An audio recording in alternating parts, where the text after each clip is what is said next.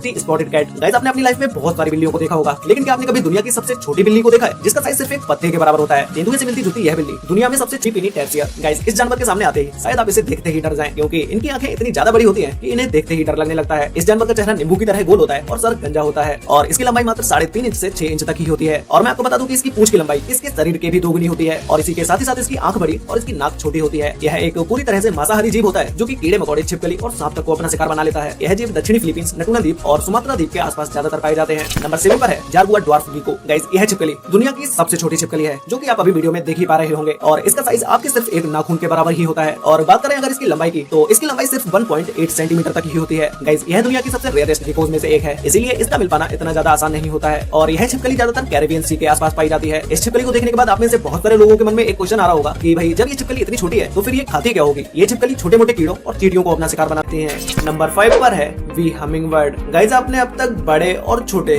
दोनों तरह के पक्षियों को देखा होगा, लेकिन क्या आपने कभी दुनिया की सबसे छोटी बर्ड के बारे में सुना है, जिसे वी हमिंगबर्ड के नाम से जाना जाता है? और इस बर्ड को वी हमिंगबर्ड इसलिए बोला जाता है क्योंकि इसका साइज लगभग एक मधुमक्खी के बराबर ही होता है। तो फिर आप अब इस बात का तो अंदाजा खुद लगा ही सकते हैं कि इस बर्ड का साइज कितना होगा। यह बर्ड ज्यादातर क्यूबा द्वीप में पाई जाती है। इस बर्ड की लंबाई 2.5 इंच तक होती है और इसका वजन सिर्फ 2 ग्राम ही होता है। इस क्यूट सी चिड़िया को ज्यादातर फूलों पर मंडराते हुए ज्यादा देखा जाता है, और जब यह चिड़िया उड़ान भरती है तो इस चिड़िया के छोटे छोटे पंख मात्र 1 सेकंड में 80 बार तक फड़फड़ाते हैं। अब जब इस चिड़िया का साइज इतना छोटा है तो फिर इसके अंडे भी और भी ज्यादा छोटे होते हैं, और यह चिड़िया सिर्फ मार्च और जून के बीच में ही 1 या 2 अंडे ही देती है। और इस चिड़िया की एक सबसे खास बात जो कि इसे दूसरों से अलग बनाती है, यह चिड़िया दिन भर में अपने वजन से भी 15 गुना